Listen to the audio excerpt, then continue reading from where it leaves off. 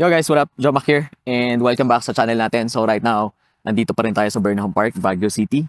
It's currently January 30, 2024. And for this video, ang topic natin is why a lot of miners quit crypto mining, okay? Bakit ang daming minero ng crypto na nag-quit?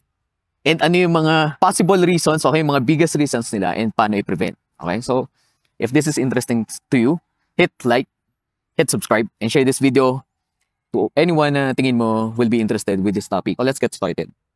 Number one, expectation versus reality. So guys, di ba? Alam naman natin, ang dami sa social media, especially sa TikTok, sinasabi nila na crypto mining is a passive form of income, passive form of investment. Marami yan, okay? I think they're just doing it for the views. Sinasabi nila, plug mo lang, paganahin mo lang, iiwan mo, wala kang kailangang aralin. Maling-mali yun guys. It cannot be further from the truth. Kasi based on experience, we've been mining crypto for a few years now. And I also own mining rig parts and supply. So take this video or this information with a grain of salt. Because of course, I also have my own biases. But this is my opinion. Ito yung opinion ko na marami nagsasabi na passive income to. Hindi naman totoo. Napaka-complicated niyang aralin. And yung investor coming into it, akala niya sobrang dali lang. Parang sitting pretty lang. Labas ko lang yung pera. Wala na akong ibang gagawin. When in fact, in reality, ang dami niya kailangang pag-aralan. And once nakapag-start ka na, hindi yan happy ending, guys. Hindi happy ending ka agad. Once na nag-start ka na, nandun na, nagsisimula yung work, yung true work. Once na nandyan na yung rig, okay? It doesn't end with you starting your crypto mining rigs. It starts with you installing the crypto mining rigs, tapos mag-aaral ka lalo, tapos i-maintain mo yung rigs, bilinisin mo yan. Actually, pati nga bago pa dumating yung mining rigs i-install mo yung tawag dito, yung infrastructure, yung wirings mo, yung breakers mo, etc. Yung structure mo, okay? Make sure na hindi siya nahahamugan, hindi siya nababasa, malayo ka sa dagat, etc. If you need additional info, how to do that, you can message us sa Facebook natin, or sa description, may kita mo yung mga links na yan, or sa pinned comment. If you need additional information, PM nyo lang kami, so my team can handle it for you. Okay, so balik tayo. Ang second reason natin is high energy cost. So high energy cost is probably the number one reason bakit ang dami nag-quit. Kasi marami nagsa-start, tapos kino-compute lang nila yung earnings based on the current cost ng power versus crypto rewards. Example, kung nag-compute ka ng earnings or ng ROI mo during the bull run, okay, the last previous bull run, nung nasa 68,000 yung Bitcoin, 68,000 USD per 1 Bitcoin, mali yung makuha mo info kasi based on yung snapshot lang na yun, nung kitaan na yun, ang ROI sabihin niya 90 days. Mga 3 months lang or maybe 6 months, which is false. Kasi you have to consider a couple of things. Number one, anong coin yung minimino mo? Number two, kung yan ba ay magpo-proof of stake, mawawala yung coin, papasok ba yung ASICs, meaning tataas yung difficulty, or babagsak pa yung value ng coin, okay? Or will we enter a bear market? So, yun yung mga considerations doon. Kaya, pagdating ng bear market, tapos na-realize nila na mataas yung cost ng power nila, which is probably the biggest expense, okay? Kapag gumagana na yung crypto mining rigs nyo. Okay, doon lang nila na-realize na mas malaki pa yung binabayad nila sa kuryente versus yung kikitain nila when they will convert yung Bitcoin or yung cryptocurrencies nila into fiat currencies. Okay? Which is, yun pa yung isang concern. So, gaano kadalas mo dapat convert yung crypto mo into fiat currency. Okay? Magiging concern mo rin yan. Next naman natin, lacking knowledge how to maintain or properly maintain rigs. So, dito pumapasok yung napapanood nyo yung videos, napapanood nyo yung mga nag-upload na sa TikTok or naririnig nyo yung mga tao sa social media or even yung kilala mo, no? Parang sinasabi niya, madali lang yung crypto mining, wala kang gagawin. So, ang problem doon, pag bumili ka sa builders, okay, just like me, okay, hindi ko naman ina-accept yung sarili ko dito, just like me, okay, you're buying the equipment, okay, yung expectation, siguro ako na lang to, hindi ko nalalahatin, expectation ko personally, when you buy the equipment from me is, you will do your own homework. So, pag-aaralan mo kung paano siya ayusin, pag-aaralan mo kung paano siya i-set up, pag-aaralan mo kung paano siya i-repair, okay, because I am trying to connect with people na more or less kaparehas ko. So, mahilig sa computers, mahilig magputingting, mahilig mag-program, ganyan. Pero, when you are my client, and a lot of my clients naman talaga marunong, but some people, medyo wala pa silang alam sa computer. So, I really expect na after a few months, medyo alam mo na kung paano yung gagawin. Kasi, sabi ko nga kahit pabor sa akin yan, nagpapamaintain ka, nagpapalinis ka ng rigs, nagpapamaintain ka ng GPUs, nagpaparepair ka, that's actually bad for you. Kasi ibig sabihin nun, lumalaki na lumalaki yung expense mo. Okay, so I really expect na ikaw mismo sa part mo, gawin mo na yun. Para makatipid ka rin. Next, not studying the inner works of wallets, exchanges, etc. So kahit naman ako, hindi ko naman masabi na lahat alam ko. So sa totoo lang, marami akong client actually na may mga concern na talagang first time ko palang marinig yung problem or yung tanong nila. Tapos hindi ko pa rin alam yung sagot. At the same time, marami din naman ako para na-experience na namin as a team na nagme-maintain ng mining rigs na kaya na namin siya i-solve. Pero etong example, meron ako mga clients na until now, wala pa rin idea how to use a cold storage, okay? Yung hardware wallet na tinatawag, like Ledger, Trezor, ganyan. Pero ang problem is until now, hindi pa sila marunong maglipat-lipat, okay? Hindi pa sila comfortable maglipat-lipat from one wallet to another, hot wallets, or even cold wallet. So yun yung example ko dito, guys. You need to learn that. Kasi kapag masyadong complicated, hindi mo inaral, mawawalan ka ng gana kapag hindi mo na naiintindihan. Okay? Kapag nadadagdagan na yung problema mo. Next reason kung bakit nag-quit, okay, sa crypto mining is over-investing or too much risk-taking. So, etong part naman na to, guys, usually, we meet someone na gustong-gusto niya mag-invest, mag-start mag-crypto, pero instead na nag-start ng konti lang, pa isa-isa, padalawa-dalawa, okay, siguro mga 50,000 muna, 100,000 muna. Okay, subjective to, guys, okay? Start with whatever you're comfortable with. Kahit nga 10K, sabi ko makakapag-mining ka makakapagsimula ka. Hindi nga lang profitable, pero same principle, no? Yung program, yung GPUs, yung operating system, okay, paano mag-ayos ng thermal management, parehas yan Hindi mo kailangan yung tipong invest ka kagad 100,000, 200,000. Tapos, yung iba, nile-leverage pa na yung position nila. So, for example, naglo-loan, cooperative, bank loan, business loan, credit card, okay? Which I do not advise. This is a very volatile na asset. Tapos, coming into it, ka kaagad, parang kumbaga the cards are stacked against you. Kasi, yung interest niyan, di ba? Yung collateral mo dyan, pag natalo ka, mas malaki yung stress sa'yo financially. So, do not over-invest. Do not take too much risk. Jomak, ano ba yung ideal na percentage ng invest ko sa crypto? Ganito yun, guys. Think in terms of percentage. Right? Kung gaano karami. So, for example, you're relatively young, in your 20s, pwede mas mataas yung i-invest mo. Kasi, still have a lot of years ahead of you na mabawi kung sakali malugi ka. Ngayon, for someone like me, mid-30s now, actually, mid-30s, pwede ka siguro, sa tingin ko, you're still okay within 10 to 20% ng net worth mo invested into crypto. So for example, meron kang 5 million, so 500,000 lang or 1M lang. Huwag naman yung tipong kalahati ng 5 million, 2.5 ka, lahat-lahat sa crypto mo dadalhin. So mali yun. Kapag, di ba, nakita natin, no, nag-bear market. So kahit yun, actually, aminado ako, medyo nahirapan din ako nung last na bear market natin. Ngayon, medyo okay na. So imagine ako, sa akin, around 20% lang. Okay, ang invested in crypto. So imagine if I did like 80%. Okay, lahat yun nilagay ko sa crypto, tapos biglang bumagsak. Napaka-stressful nun. Hindi lang sa inyo, guys. Okay, huwag mo isipin yung sarili mo lang. Isipin mo yung family mo.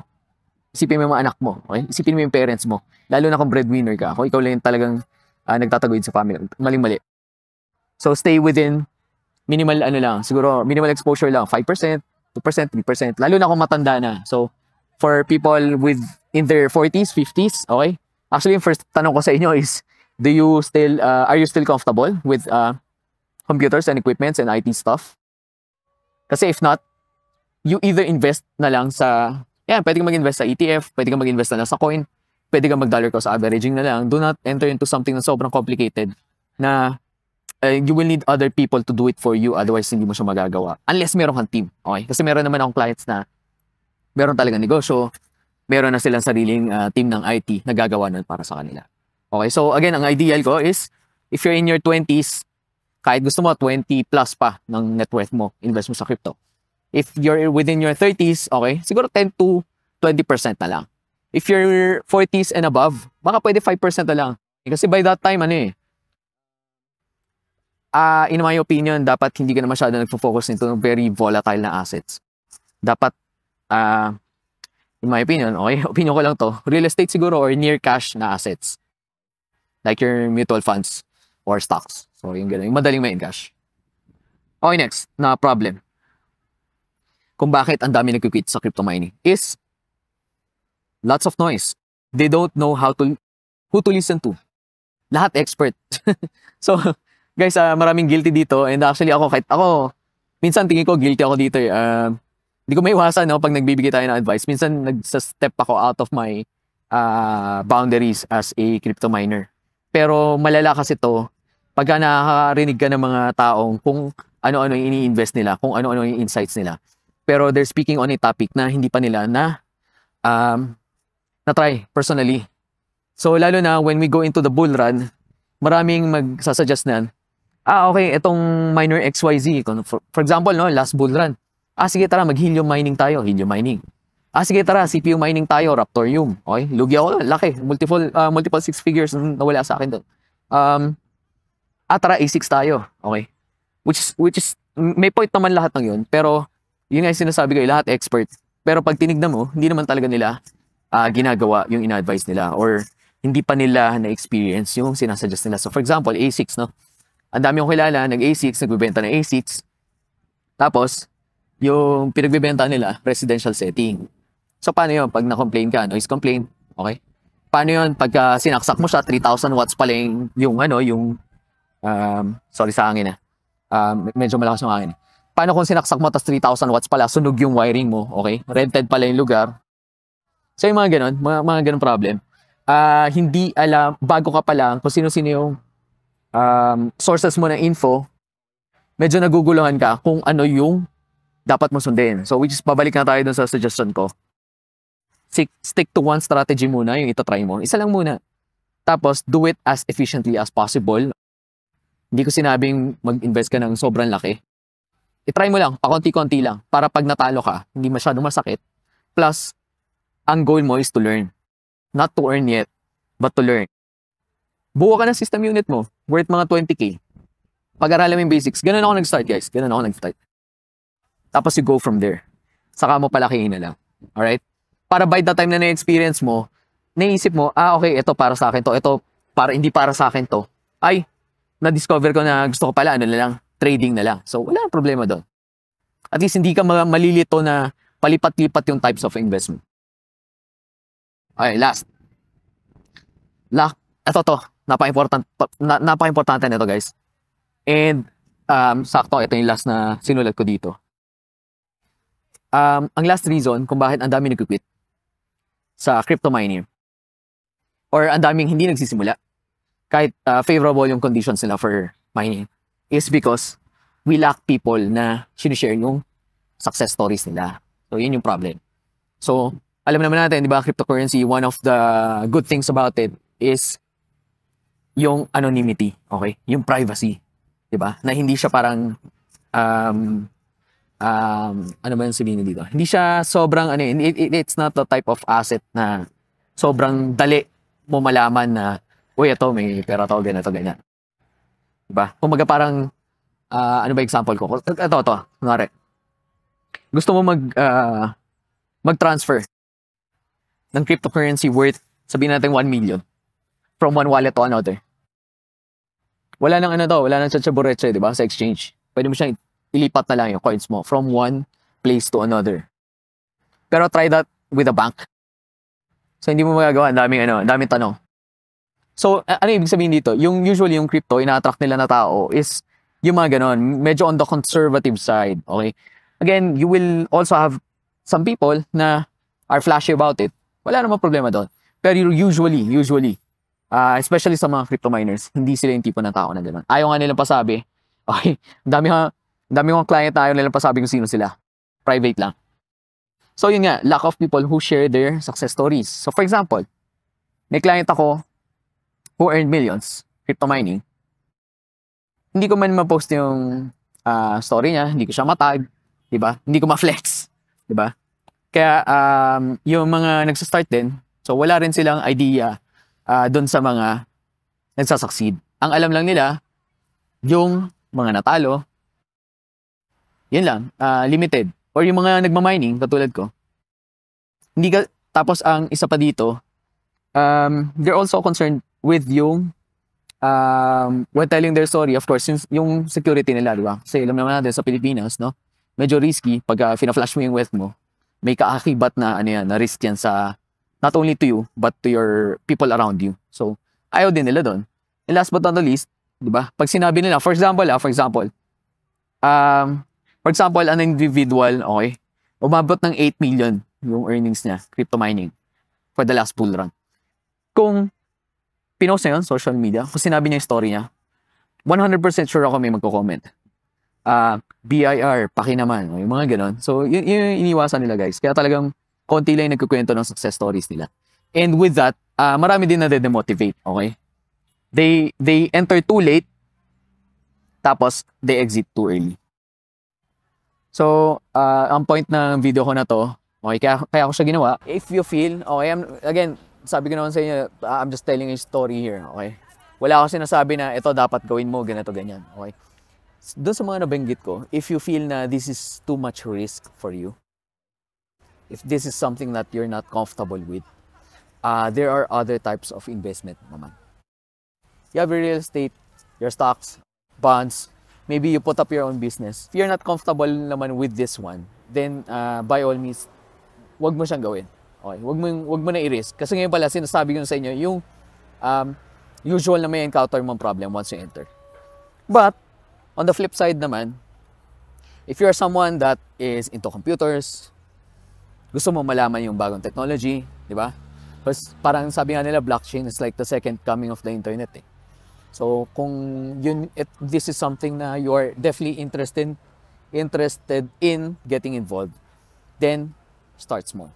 Alright? So, that's it. Ako na mag-promote. Basta alam nyo na, if you need anything sa amin, you need to get in touch with us. Links down below, pin comment, message us. Salamat sa panonood, guys. Jamak here. I'll see you on the next one.